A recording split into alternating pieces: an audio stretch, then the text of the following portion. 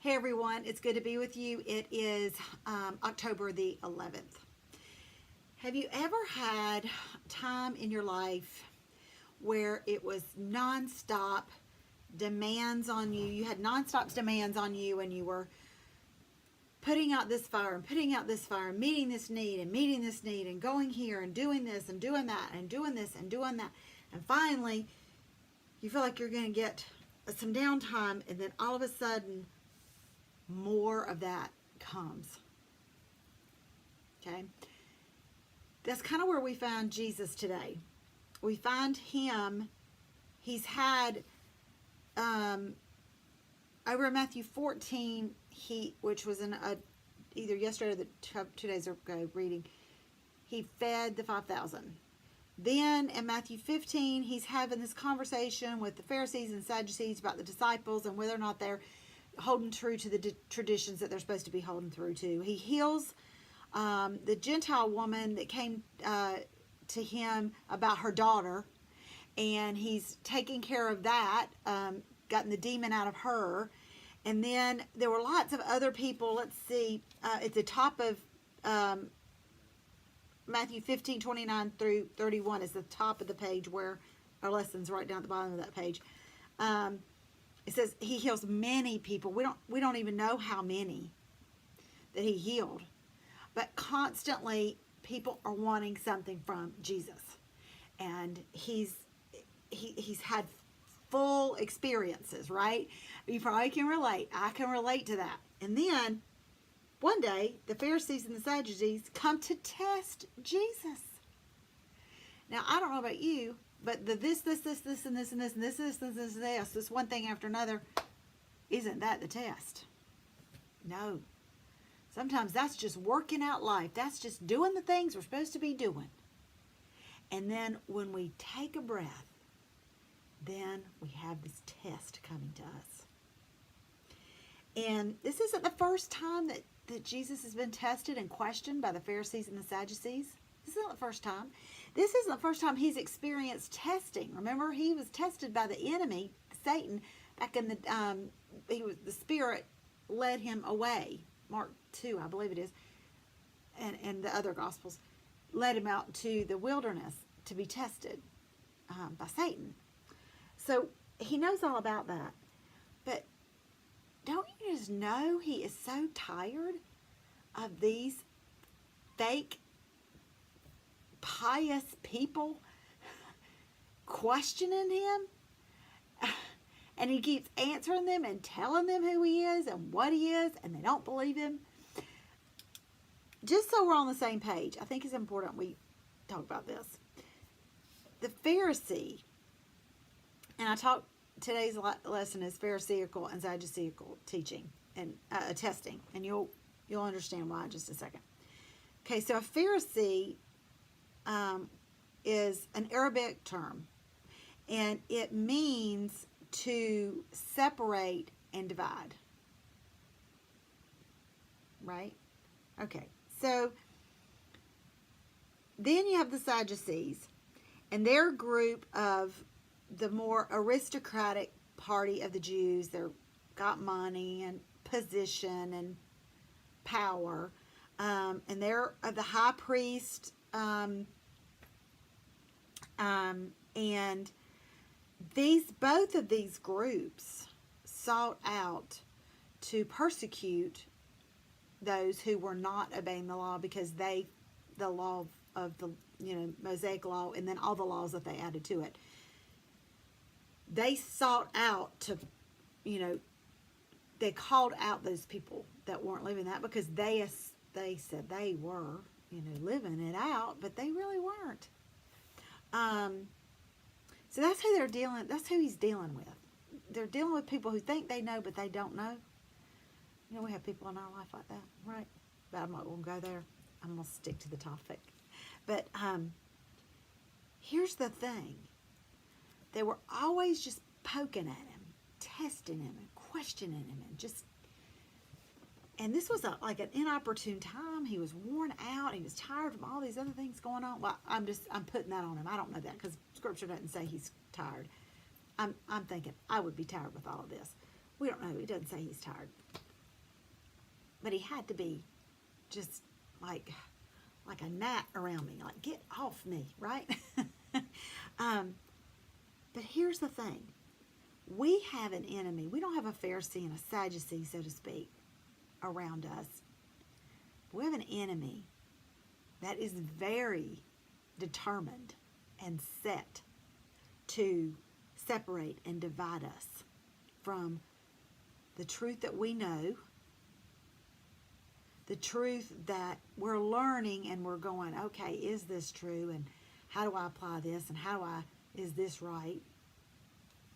Yeah. And then he wants to divide us from that.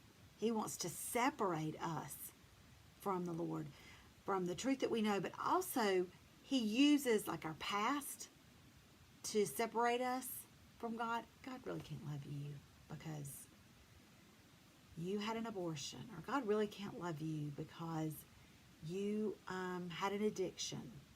God really can't love you because you fill in the blank. He seeks to divide us by things that we've done or by truth that we know, telling us, you really don't know that? I can't believe you've been a Christian this long and you don't know that. Just self-doubt, all of this, whatever tactic he can use to divide us and separate us from the truth and the truth, he's going to do it. And he picks the most inopportune time. For me, I know that I've said this before, most of the time it is when something big is about to happen in ministry. I'm going away on an event, I'm writing a book, I'm away writing a book, I'm away doing ministry planning, whatever, something big that I'm doing. It may be something big in my family. It may not have anything to do with ministry. It might be something really big's going on in my family. And he comes and pokes. Like, a scenario right now, there's a situation going on with my husband's job. And if you followed me for any length of time, you know that he's had a difficult time with employment. I mean, his companies, one company went out of business, and he got fired from one company, and it's been a hard time. God's been saying, you need to trust me, and it's like, can you trust God? Can you trust God? Can you trust God? Right? So what do we do when the enemy comes around us to seek us out and to separate us from God and divide us from what we know to be true of who God is and what he can do and who he says we are? This is what we do. We can't take it personally. We cannot take it personally. Because it really, bottom line, it is not about us. It is about the war between heaven and earth.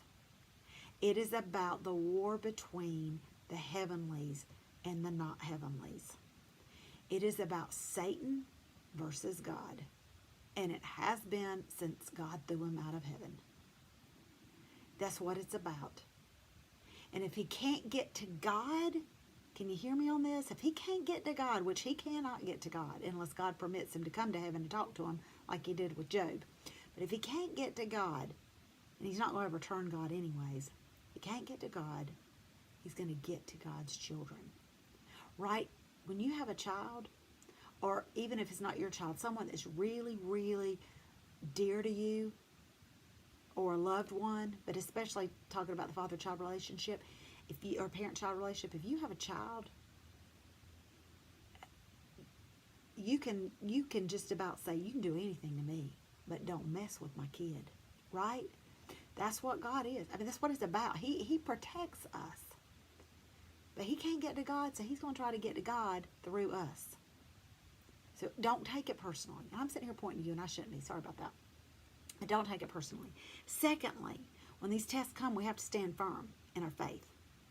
We have to stand firm in our faith. Well, what does that mean? That means keep your nose in the Bible, and keep your nose, when it's not in the Bible, keep it on the ground. Or keep it as close to the ground as you can get. Down, keep your head down. Keep your head in the Bible, but keep your head down. You need to stay in the Word and stay prayed up. Best battles are fought on their knees. They're fought on their knees. And then, this is hard. I know it is because I'm living it right now. So, bear with me, but consider the test a blessing. Even if you don't mean it, even if you don't feel it, say, God, I'm going to count this as a blessing. James says, count it as a joy. I'm going to count it as a blessing, and I want you to show me something. Either teach me what I need to know, or something new about you, or unteach me something that I've been doing that maybe help create the situation. So teach me or unteach me, but let it be a learning moment. But be brave enough and bold enough in your faith to say, I'm going to consider this a blessing, and I want you to teach me something. And then trust God. Just trust Him until the test passes. Because it will pass. He is faithful. And whatever's happened will be used for His glory and the goodness of your story. It will happen. And it'll be a testimony on behalf of Him and His work in you. So we have to be careful not to fall for the Pharisaical and the Sadducial testing, or AKA Satan's attempt to divide and separate. We'll see you tomorrow on Read Through the Word.